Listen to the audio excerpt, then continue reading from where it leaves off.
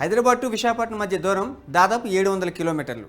మామూలుగా ట్రైన్లో super fast సర్వీస్లో వెళ్తే సుమారుగా 12 గంటలు పడుతుంది. కానీ అంతకన్నా ముందే జర్నీని కంప్లీట్ చేయాలంటే ఫ్లైట్ సర్వీస్ తప్ప వేరే ఆప్షన్ లేదు. అదే వందే భారత్లో వెళ్తే 9 గంటల సమయం పడుతుంది. కానీ వందే భారత్ సర్వీసులు పగటిపూట మాత్రం ఉంటాయి. అందుకే ప్రయాణికులు తక్కువ సమయంలోనే ఎక్కువ దూరం సకల సౌకర్యాలతో ప్రయాణించేలా రైల్వే వాళ్ళు మరో ట్రైన్ని తీసుకొచ్చారు. అదే వందే భారత్ స్లీపర్ రైలు. అసలు దీని ఫోటోలు చూస్తేనే కళ్ళు చెదిరిపోతాయి. అతి త్వరలో ఈ రైలు సర్వీస్ అందుబాటులోకి వస్తుంది. ఇంతకీ ఇవి వందే భారత్ సర్వీసులాగే గేమ్ చేంజర్ అవుతాయా? దీని నెక్స్ట్ స్టెప్గా వచ్చే బుల్లెట్ ట్రైన్ సంగతి ఏంటి?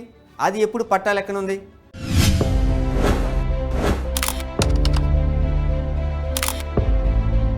దూర ప్రయాణాలు చేయాలంటే నైట్ జర్నీ తప్పదు. దానికి స్లీపర్ ట్రైన్ అయితేనే సదుపాయం ఉంటుంది.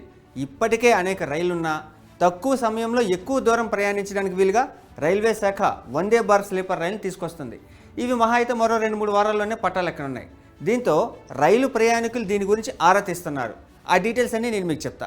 ఈ రైలు ఫస్ట్ సర్వీస్ కోల్కతా గువాహటి మధ్య అందుబాటులోకి వస్తుంది. అంటే అటు పశ్చిమ బెంగాల్ నుంచి ఇటు అసోం వరకు ఇది ప్రయాణిస్తుంది. దీనిని ప్రధాని మోదీ త్వరలోనే ప్రారంభిస్తారు. ఇక ఈ ట్రైన్లో టికెట్ రేట్స్ ఎలా ఉంటాయి? ఇదేమో స్లీపర్ ట్రైన్, పైగా అధునాతన సదుపాయాలు, లేటెస్ట్ టెక్నాలజీ, ఇంకా స్పెషల్ ఫీచర్లు. మరి టికెట్ రేట్ సంగతి ఏంటి? అది కూడా చెప్తా. కోల్కతా గువాహటికి విమానంలో వెళ్ళాలంటే టికెట్ కోసం 6 నుంచి 8,000 రూపాయలు ఖర్చు పెట్టక తప్పదు. అదే వందే భారత్లో అయితే క్లాస్ని బట్టి చాలా తక్కువ రేటుకి ప్రయాణం సాధ్యమవుతుంది.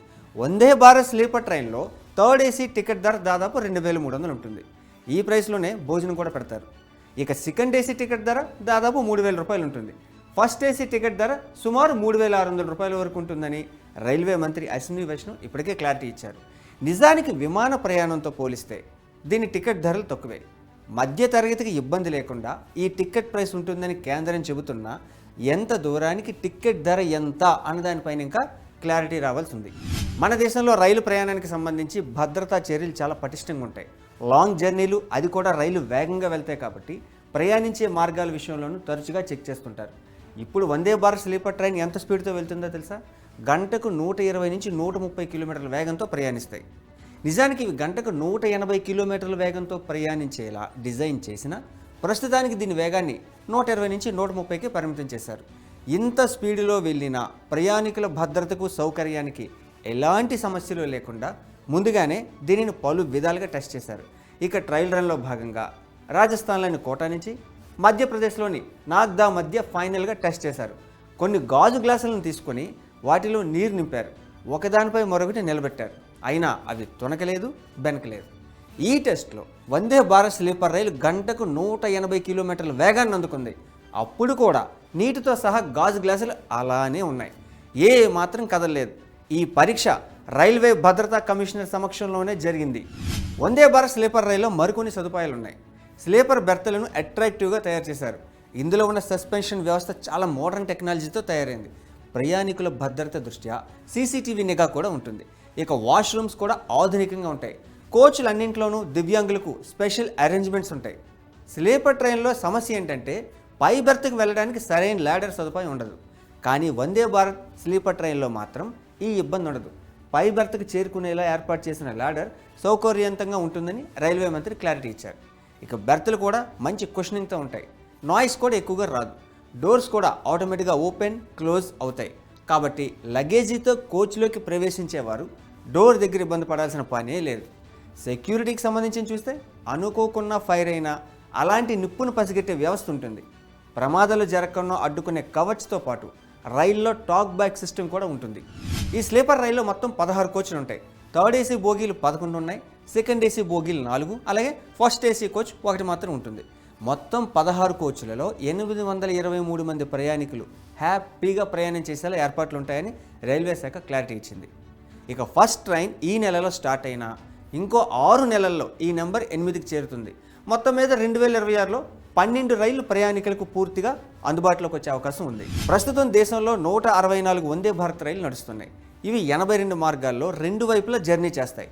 కవచ్ సిస్టంతో పాటు కుదుపులు లేని సౌకర్యవంతమైన ప్రయాణం, అన్ని కోచ్లలో సీసీ కెమెరాలు, ఎమర్జెన్సీ అలారం, పుష్ బటన్స్, అలాగే అన్ని కోచ్లలో టాక్ బ్యాక్ యూనిట్లు ఉంటాయి. వందే భారత్ రైళ్లను 2019లోనే స్టార్ట్ చేశారు. న్యూఢిల్లీ, కాన్పూర్, అలహాబాద్, వారణాసి మార్గంలో ప్రయాణించే ఏర్పాట్లు చేశారు. వీటితో పాటు అమృత భారత్ రైలు 30 ఉన్నాయి. ఒక్కో డైరెక్షన్లో 15 చొప్పున నడుస్తాయి. ఇవి పూర్తిగా నాన్ ఏసీ రైళ్లు, కానీ అన్ని ఆధునిక సదుపాయాలు ఉంటాయి. ఒక్కో ట్రైన్లో 11 జనరల్ క్లాస్ కోచ్లు, 8 స్లీపర్ క్లాస్ కోచ్లు, అలాగే ఒక ప్యాంట్రీ కార్తో పాటు 2 కోచ్లను దివ్యాంగులకు, లగేజీ కోసం కేటాయించారు. ఈ రైళ్లన్నీ భారతావని నలుమూలల పూర్తిగా నడుస్తాయి, చాలా వేగంగా నడుస్తాయి. దీంతో ప్రయాణికులకు చాలా సమయం కూడా ఆదా అవుతుంది. వందే భారత్ ట్రైన్స్ తర్వాత బుల్లెట్ ట్రైన్ గురించి చర్చ జరుగుతుంది. అహ్మదాబాద్, ముంబై మధ్య తొలి సర్వీస్ ఉంది. ఈ మార్గం మొత్తం 508 కిలోమీటర్ల మేర ఉంటుంది. ఈ దూరాన్ని 2 గంటల 7 నిమిషాల్లోనే చేరుకోవాలనేది టార్గెట్. దీనికోసమే 2027లో ట్రయల్ రన్ నిర్వహిస్తారు. ఆ ఏడాది ఆగస్టులో గుజరాత్లోని సూరత్, బిలిమోరా మధ్య టెస్ట్ చేస్తారు. ఇక ఇప్పటికే దీనికి సంబంధించిన పనులు అవుతున్నాయి. ఈ ప్రాజెక్టును 1,08,000 కోట్లతో చేపట్టారు. దీనికోసం ఆధునికమైన ట్రాక్ని ఏర్పాటు చేస్తున్నారు. ట్రైన్ స్పీడ్ చూస్తే గంటకు 350 కిలోమీటర్లు ఉంటుంది. ఇక బస్సు, మెట్రో రైలు, బుల్లెట్ రైలు ఇవన్నీ ఒకదానికొకటి అనుసంధానం అయ్యేలా 12 స్టేషన్లను లేటెస్ట్ టెక్నాలజీతో, ఆధునిక సదుపాయాలతో నిర్మిస్తారు. సబర్మతిలో ఇలాంటి మల్టీ మోడల్ అంటే ఆర్టీసీ, మెట్రో, క్యాబ్ సర్వీసులను అనుసంధానించేలా ట్రాన్స్పోర్ట్ హబ్ను నిర్మించారు. ఈ ఏడాదే ఇది అందుబాటులోకి వచ్చే ఛాన్స్ కూడా ఉంది. సో రైల్వే శాఖ ఇలాంటి లేటెస్ట్ టెక్నాలజీతో కూడిన రైళ్లను అందుబాటులోకి తీసుకురావడంతో పాటు ప్రయాణికుల భద్రతకు ప్రాధాన్యతనివ్వాలి. అప్పుడే సురక్షితమైన, సౌకర్యవంతమైన ప్రయాణం సాధ్యమవుతుంది.